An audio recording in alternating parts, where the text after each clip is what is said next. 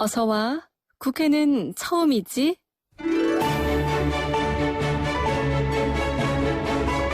순수와 패기의 눈으로 바라본 정치 이슈, 여의도 초선 토론.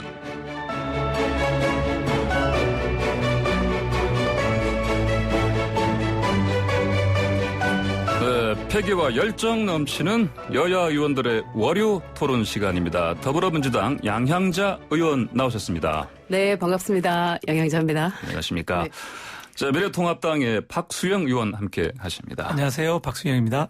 자, 본격적인 토론 시작하기 앞서서 양향자 의원님 축하 인사를 드리는 게 맞을 것 같아요. 더불어민주당 최고위원 예선 경선 통과하시면서 사실상 당선 확정된 거 아닙니까? 축하드립니다. 네, 당선 확정됐더라도 아직 남아 있습니다. 제가 5위 안에 꼭 들어가야 됩니다. 그래서 더 열심히 해야 되는데 당선 이렇게 말씀하시면 안 찍는다는 말씀입니다. 그래요? 그래서 더 열심히 하라고 말씀해 주셔야 됩니다. 네. 특히 또 제가 만약에 순위 밖에 있다가 이제 당원 당규상 5위 안에 안 들면 이제 바꾸게 돼 있어요. 그래요. 그런 식으로 들어가면 이 땅의 그 이 땅의 절반인 여성들에게 제가 할 말이 없어집니다.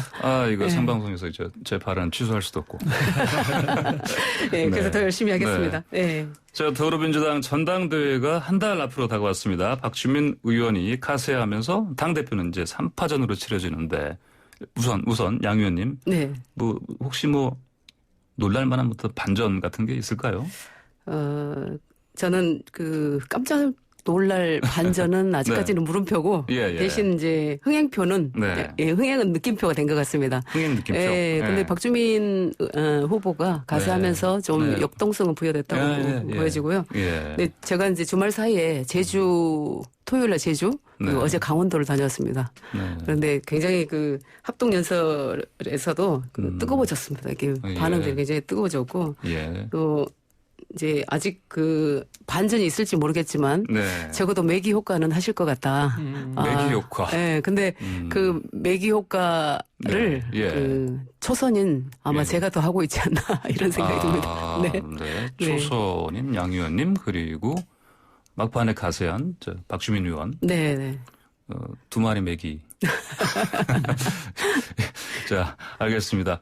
자, 이제 박수영 의원께서는 물론 남의 당 일이지만 자, 관전 포인트 좀 있을 것 같습니다. 어떻게? 우선은 우리 양 의원님 축하드리고요. 합리적인 분이시고 또 축하하시네요. 또 지난번에 소신 발언 삼성 이재용 부회장에 관한 발언처럼 소신 있는 분이기 때문에 합리적이고 유연하시고 소신 있는 분이 당선권에 들어가셨다고 하니까 더 좋고요. 득표하셔서 1위로 골인하시기를 기대를 하겠습니다.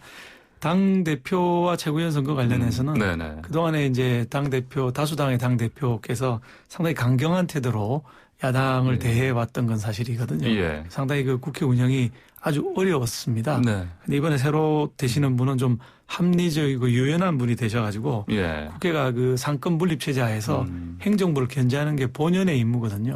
그 본연의 임무를 제대로 수행할 수 있도록 여야 간의 협치가 되었으면 좋겠습니다. 만약에 가설인데 혹시 그 세 분 중에 지금 매기로 언급하신 그분이 되시면 좋겠습니까? 그래서 그 남의 당에 투표 가지고 제가 뭐라고 말씀드리기는 어려울 것 같습니다. 방금 말씀하신 관점에서 보셨을 때. 자, 오늘 아까 뉴스브리핑에서 이미 말씀드렸는데 오전 10시 박지원 국정원장 후보자 청문회가 시작됩니다. 통합당에서 청문회 연기 요청까지 하는 상황인데 오늘 박지원 후보자 청문회 치러지는 거겠죠? 어떤 쟁점이 있을까요? 우선 55년 전에 편입 과정의 문제를 좀 제기하고 계신 것 같고 또 이제 결국은 도덕성과 적합성을 따지실 거라고 생각을 하고요. 다만 이제 청문회를 연기하자고 하셨는데 근데 저는 박지원 후보에 대한 그 개인 신상에 대한 논란이나 의문점들은 오늘 청문회를 통해서 충분히 설명될 것으로 믿기 때문에 청문회라는 장에서 문제 제기하면 될 것 같고요. 또 남북 문제에 있어서는 김대중, 노무현, 박근혜, 이명박, 문재인 대통령 5분의 대통령이 지나오는 동안에 박지원 후보자만큼 경험과 해박함 그리고 전문성을 쌓은 분 높다는 것은 아마 야당에서도 잘 알고 계실 것 같습니다. 그래서 그 남북 평화를 위해서 20년이 넘게 이제 헌신하셨는데 여야를 막론하고 정말 이런 분이 없다라고 생각이 되고요. 또 전문성과 진전성을 모두 갖춘 분이라고 생각되기 때문에 저는 오늘 정상적으로 청문회가 열리길 바라고 또 아시다시피 문재인 대통령과 또 박지원 후보자의 정치적 관계가 좀 복잡합니다. 그럼에도 불구하고 대통령께서는 대승적 의미에서 지금 후보자로 지금 지명을 이제 또 후보자로 나오신 거고 이제 박지원 후보자가 그 통일부 장관을 해야지 왜 국정원장이냐 이제 이런 말씀들이 있어요. 네, 박정희 대통령 당시 그 7.4 남북 공동 성명을 주도한 것도 당시에 아시겠지만 이우락 전 중정부장이셨어요. 그래서 정보를 가지고 북과 소통하고 그 협상을 하는 것은 정보부 수장이 분명히 더 이로운 점이 있을 것이고 또 무엇보다 이런 부분에 강점을 지닌 게 그 박지원 후보자라는 것은 야당이 잘 알고 계실 것이라고 봅니다. 잘 부탁드립니다. 그러니까 양 의원께서는 전문성과 진전성 갖춘 분이다. 이분이. 그러니 국정원장으로 적임자다. 이렇게 말씀하셨고요. 그럼 이제 우리 박 의원께서는 어떻게? 저희가 뭐 연기 신청을 했는데 그럼에도 불구하고 여당이 절대 다수이다 보니까 뭐 청문회는 진행될 거라고 보고요. 청문 경과 보고서도 역시 다수당이다 보니까 투표를 하게 되면 우리가 어차피 3분의 1밖에 안 소수 야당입니다. 진행이 될 걸로 봅니다만 왜 연기를 요청했느냐. 이 부분은 우리 시청자 여러분들, 청취자 여러분들께서 아셔야 될 것 같다. 저희가 증인 요청을 10명을 했습니다. 한 명도 안 나오시는 거예요. 그다음에 자료 요구를 했는데 인사청문회법상 48시간 전에 자료를 줘야 두꺼운 자료가 오면 분석을 해볼 수 있을 텐데 자료를 안 내셨거든요. 자료도 없고 증인도 없고 그리고 청문회를 하자 그러고 이게 정상적인 청문회가 아닌 것이죠. 그래서 저희가 연기 요청을 했던 것이고요. 아마 청문회 진행이 되면 여러 가지 쟁점들이 제기될 거라고 생각은 합니다. 아무래도 이제 그 연기 요청하셨지만 뭐 열릴 수밖에 없는 상황이고 그럼에도 불구하고 요청하신 증인 요청 10명 가운데 1명도 나오지 않는 그런 상황. 그다음에 자료 요청하셨는데 자료 요청이 48시간 전에 줘야 되는데 안 줘가지고요. 아무래도 청문회를 잘 진행하기에는 여러 가지로 뭐 부실한 상황이죠. 제대로 밝히기가 어렵다. 깜깜이 청문회 이렇게 될 것 같습니다. 볼 수밖에 없다. 알겠습니다. 자, 다음으로 이인영 통일부 장관 후보자의 인사청문회는 통합당 태영호 의원이 사상 전향을 요구하면서 후폭풍이 거세게 일었어요. 근데 자, 사상 검증 이른바 이것만 남고 정책 검증은 사라졌다는 평가가 근데 남북미 정세 인식이라든지 전망을 더 깊게 파고드는 청문회를 만들었어야 하지 않을까 이런 비판들이 좀 있습니다. 어떻게들 보십니까? 양 의원께서. 저는 우선 태영호 의원님이 왜 이런 말씀하시는지 정말 안타깝고요. 대한민국 국민과 또 대한민국 헌법은 우리 태영호 의원님을 굉장히 반겼고 심지어 국회 일원으로 또 선출이 되신 분입니다. 지금 남북 관계가 쉽지 않은 상황이라는 것은 모두가 아는 사실인데요. 이번 통일부와 국정원장 조각은 또 이것을 돌파하겠다는 그 대통령의 강한 의지라고 보여지고요. 인사청문회에서 장관의 자질을 검증한다는 건 정책적 전문성은 물론 또 개인적 자질의 부합성도 중요한데 태영호 의원이 보여준 그 행태는 저는 색깔론으로 보기에도 정말 그 부끄러운 수준의 막말이다 이렇게 말씀드리고 또 이인영 의원은 이미 4번이나 국민의 선택을 받은 국회의원이고요. 또 이건 이인영을 찍은 국민을 모두 주사파라고 주장하는 것이라고 봅니다. 이것은 이제 태영호 의원을 북한 간첩이라고 주장하는 것 수준의 막말이고 또 태영호 의원을 선택한 유권자 모두를 간첩으로 주장하는 수준의 용기가 있어야 가능한 일이다. 저는 이렇게 보고 있고요. 인청하라고 했더니 그 인청장을 50 시절 남영동 대공 분실로 만들어서 그것도 국민의 선택을 4번이나 받은 선출직 국회의원을 대상하는 점에서는 저는 매우 부적절했다.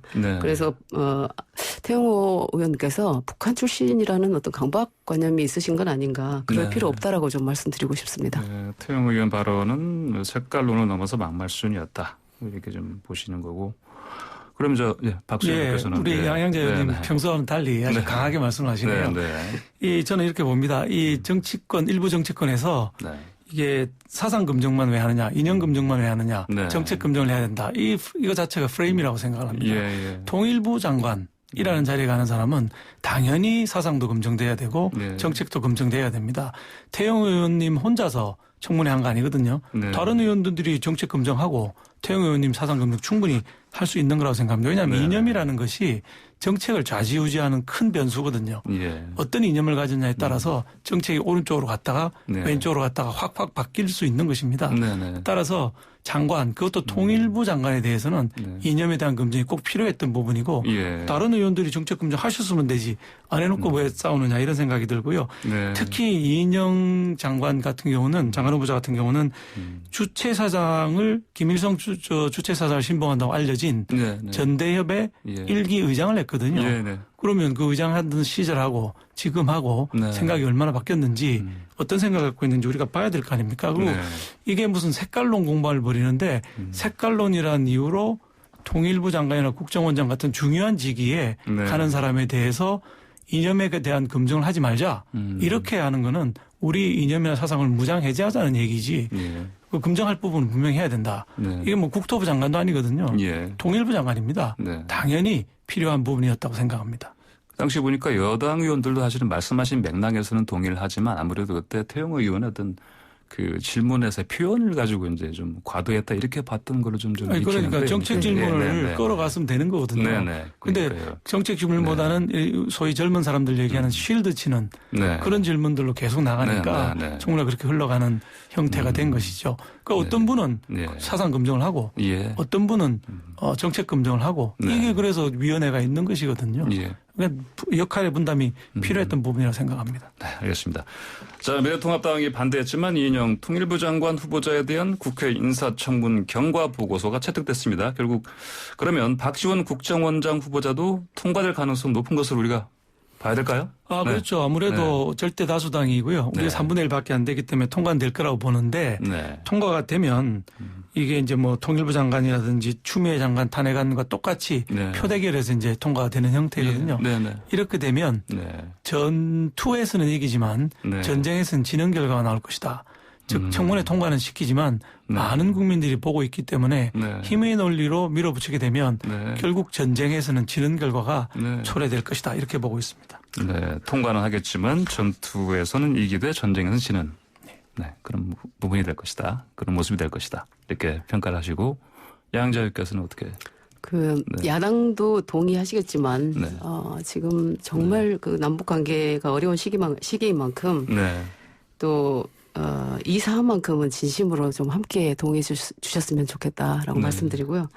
또 이미 수십 년간 같이 겪어온 동료 의원들이고 또 직접 옆에서 봐온 선배 동료 후배 정치인들이 이인영 박지원 후보자입니다. 능력도 역량도 또 책임감도 또 인품도 야당 의원님들께서 아마 가장 잘 알고 계실 거라고 생각하고요. 근데 그 문재인 정부 들어서 유독 그 청문 보고서 채택 불발이 많은 것은 인사의 부적절성보다는 저는 야당의 유별난 발목 잡기가 좀 정말 유별나지 않나 이렇게 보고 있고요.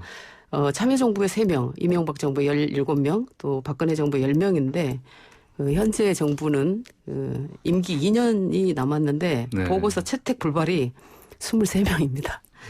예, 우리나라가 그만큼 인재가 없다는 것은 아닐 텐데 야당이 좀 많이 무리하고 있지 않으신가라고 국민들께서 보실 것 같습니다. 언론 또한 대통령께서 임명 강행한다고 하지만 지금까지 임명된 장관들 보면 거의 모두 제 역할을 훌륭하게 수행해 오셨으니 이번에도 결과로 보여주실 것으로 저는 믿습니다. 보고서 채택 불발 23건 거론하시면서 이번에도 야당이 또 유별난 발목 잡기 하는 거 아니냐 이런 걱정을 하셨는데 그럼에도 불구하고 뭐 당이 통과될 거로 좀 보시는 거고요.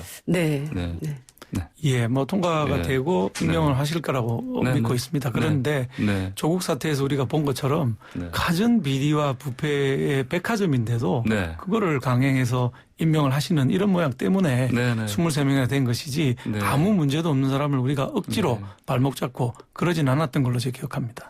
보고서 채택 불발 23명은 뭐 아무래도 비리가 많았던 그런 부분 때문에 그랬다 이렇게 보시는 거고. 근데 우리가 정말 그 진심을 담아서 보면 도덕성과 적합성에서 채택을 안 할 만큼 큰 흠결인가는 다시 한번 생각을 해야 될 것 같습니다. 네, 여기까지 듣겠습니다. 자, 광고 듣고 잠시 후에 행정수도 이전과 관련한 얘기를 자세히 나눠보겠습니다.